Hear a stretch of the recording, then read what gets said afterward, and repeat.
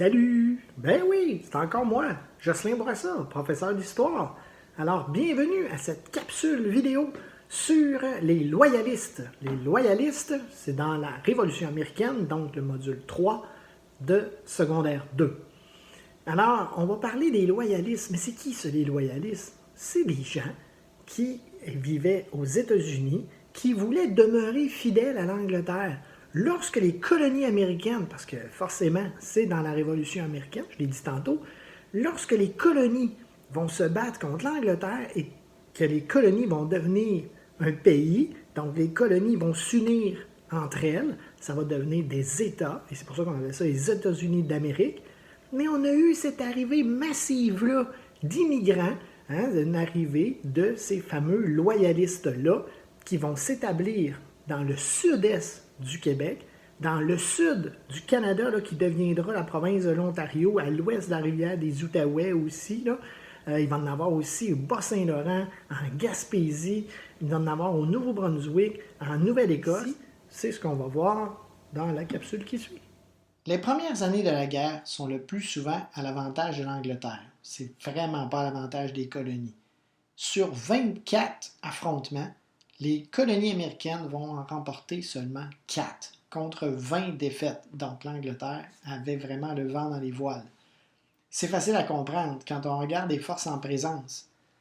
L'armée de terre est indisciplinée et improvisée du côté des colonies, alors que l'Angleterre, ils ont les meilleurs généraux, les meilleurs soldats qui ont étudié dans les écoles militaires en Angleterre. La marine, aux États-Unis, dans les colonies, c'est-à-dire, parce qu'ils ne sont pas encore officiellement un pays, elle a été créée juste en 1775, alors qu'en Angleterre, c'était la meilleure d'Europe. C'est sûr, c'est une île. Le financement, les colonies dépendaient de l'Angleterre, alors que l'Angleterre, eux, étaient très, très riches. C'est vraiment du côté de la stratégie, parce qu'on ne peut pas se fier sur les appuis populaires, c'est les minorités des habitants. On avait des gens qui avaient le soutien, l'Angleterre avait le soutien des loyalistes, même en territoire américain. Alors, on va devoir y aller avec la stratégie du coup d'épingle. C'est ce qui va permettre aux colonies de remporter la victoire. Pourquoi? Parce que malgré ces désavantages, les colonies vont faire une guerre d'usure avec cette stratégie du coup d'épingle-là. Le but, c'était d'exaspérer, de fatiguer, de faire perdre patience aux Britanniques par des attaques ponctuelles sous forme de guérilla.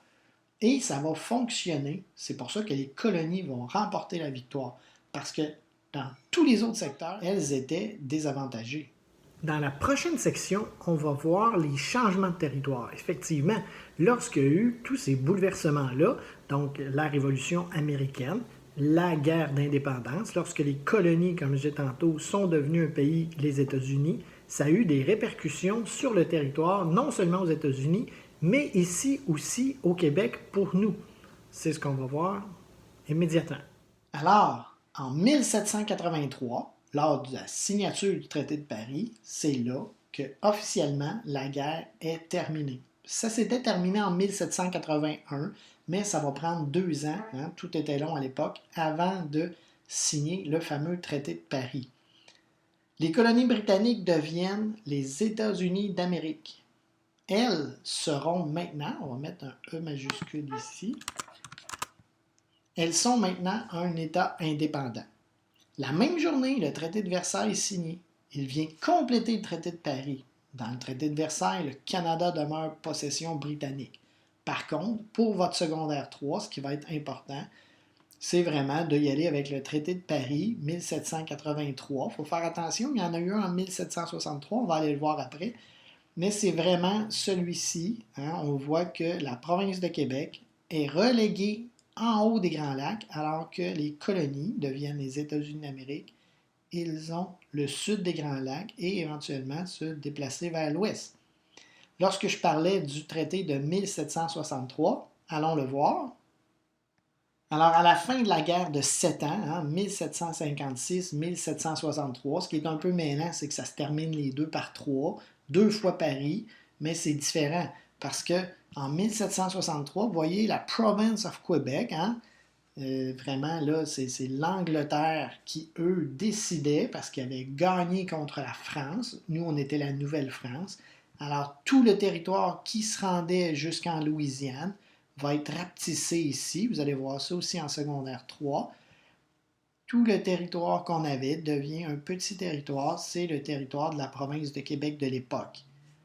Les Britanniques, en 1774, vont vouloir fidéliser. Ils vont vouloir vraiment être gentils envers les habitants de la province de Québec. Alors, qu'est-ce qu'ils vont faire? Vous voyez, ils vont mettre un grand territoire, grand, moins grand qu'avant, qui descendait jusqu'en Louisiane, mais plus grand que celui-ci. Alors, vous voyez, ça va jusqu'au sud des Grands Lacs.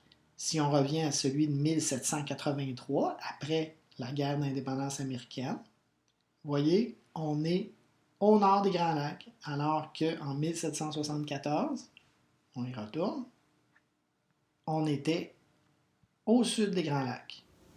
Alors, dans la dernière partie, on va voir ce que je dis au début de la capsule, où se sont installés ces loyalistes-là, donc des immigrants britanniques qui vont quitter les États-Unis pour venir s'établir ici au Québec et en Ontario. En tout cas, déjà, je suis en train de vous le dire. Je vous l'ai dit au début, je suis en train de vous le dire encore. Allons voir avec la carte, ça va être plus facile. En demeurant possession britannique, le Canada, qu'est-ce qui va arriver? On va recevoir une vague d'immigrants, donc beaucoup d'immigration, des gens venant des États-Unis. Ces gens, on les nomme les loyalistes. C'est ce qu'on a vu tantôt, ceux qui étaient sur le territoire américain, désiraient demeurer fidèles à l'Angleterre. Alors, ils veulent demeurer britanniques. Qu'est-ce qu'ils vont faire? Ils vont monter au nord et ils vont venir s'installer dans la province de Québec. Qu'est-ce que ça va donner? Ils vont venir s'établir à l'ouest de la rivière des Outaouais, à Ottawa et dans le sud de l'Ontario. Ça deviendra l'Ontario. Et plusieurs vont s'installer dans la région des cantons de l'Est et du Bas-Saint-Laurent, ainsi que la Gaspésie. Et finalement, d'autres vont s'installer au Nouveau-Brunswick et en Nouvelle-Écosse. C'est pour ça que dans le sud du Québec, vous voyez ici, ce qu'on appelle les cantons de l'Est, et vous voyez où ce qu'on a de Toronto et le sud de l'Ontario, plein de loyalistes sont arrivés là. Et là, vous voyez, il y en a qui ont monté ici vers la Gaspésie, le Bas-Saint-Laurent, le Nouveau-Brunswick, la Nouvelle-Écosse. Alors, c'est ça qui est ça, plein de loyalistes britanniques qui se sont établis. Et vous remarquerez, là, on va parler surtout des cantons de l'Est. Lorsque vous irez en Estrie, qu'on appelle aussi les cantons de l'Est, canton de l'Est étant la région touristique, l'Estrie étant la région administrative, finalement, dans le bout de Sherbrooke, vous porterez attention. Il y a d'ailleurs un gros boulevard à Sherbrooke qui s'appelle la rue King. Vous avez la rue King West, la rue King S. Alors, c'est vraiment en raison des descendants